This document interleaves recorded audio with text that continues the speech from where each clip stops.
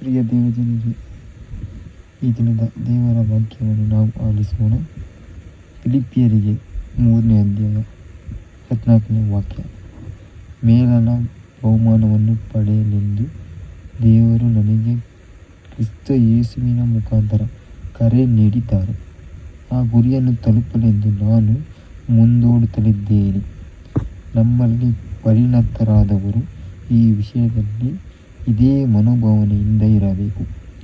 ಯಾವುದಾದರೂ ಒಂದು ವಿಷಯದಲ್ಲಿ ನೀವು ಭಿನ್ನಾಭಿಪ್ರಾಯವುಳ್ಳವರಾಗಿದ್ದರೆ ದೇವರು ನಿಜಾಂಶವನ್ನು ಸ್ವೀಕರಿಸುವರು. ಅಂತೂ ಇದುವರೆಗೆ ನೀವು ಎಷ್ಟೇ ಮುಂದುವರೆದಿದ್ದರೂ ಆ ಮಾರ್ಗದಲ್ಲಿ ಸಾಗೋಣ. ಪ್ರಿಯ ಜನರೇ, ದೇವರು ನಮಗೆ ಒಂದು ಬಹುಮಾನ ಅಂದರೆ ನಮ್ಮ ಎಲ್ಲ ಕೆಲಸ ಕಾರ್ಯಗಳಿಗೆ ಒಂದು ಆಶೀರ್ವಾದವನ್ನು ಕೊಡುತ್ತಿದ್ದಾರೆ. ನಾವು ಆ ಆಶೀರ್ವಾದವನ್ನು ಪಡೆಯಲೆಂದು ನಾವು ದೇವರ ಕಡೆಗೆ ನಾವು ಸಾಗಬೇಕು ಪ್ರಿಯೆ, ಮತ್ತು ದೇವರ ಕಡೆಗೆ ಓಡಿ ಹೋಗಬೇಕು ಪ್ರಿಯರೇ. ಯಾಕೆಂದರೆ ನಮ್ಮ ಗುರಿ, ದೇವರು ನಮಗೆ ಗುರಿ ಕೊಟ್ಟಿದ್ದಾನೆ. ಆ ಗುರಿಯನ್ನು ತಲುಪಬೇಕು. ಅದು ದೇವರ ನಾಮದಲ್ಲಿ, ದೇವರ ಮಾರ್ಗದಲ್ಲಿ ನಾವು ಗುರಿ ತಲುಪಲು ಓಡಬೇಕು ಪ್ರಿಯರೇ.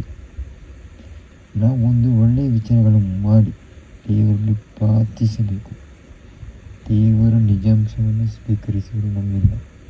ನಾವು ಏನೇ ಒಂದು ಒಳ್ಳೆಯ ಕೆಲಸ ಕಾರ್ಯ ಮಾಡಿದರೆ ದೇವರು ನಮ್ಮಿಂದ ಒಂದು ಒಳ್ಳೆಯ ಕೆಲಸವನ್ನು ನೋಡಿ, ನಿಜಾಂಶವನ್ನು ನೋಡಿ ನಮ್ಮನ್ನು ಸ್ವರ್ಗದಲ್ಲಿ ನಮಗೋಸ್ಕರ ಒಂದು ಮನೆಯನ್ನು ಕಟ್ಟಿಡುತ್ತಾರೆ ಪ್ರಿಯರೇ. ಆದ ಕಾರಣ ನಾವು ಸಾಗುತ್ತಿರುವ ದಾರಿಯಲ್ಲಿ ಸೋಲು ಉಂಟಾದರೆ ದೇವರ ಹೆಸರು ಯೇಸು ಕ್ರಿಸ್ತನ ನಾಮದಲ್ಲಿ ಆ ದಾರಿಯಲ್ಲಿ ಪುನಃ ನಡೆಯಬೇಕು ಪ್ರಿಯರೇ. ಪುನಃ ಅದೇ ಮಾರ್ಗದಲ್ಲಿ ನಾವು ಸಾಗೋಣ. ಆಗ ದೇವರ ಆಶೀರ್ವಾದ ನಮ್ಮೆಲ್ಲರ ಮೇಲೂ ಬರುತ್ತದೆ ಪ್ರಿಯರೇ. ಅಲ್ಲಲ್ಲಿ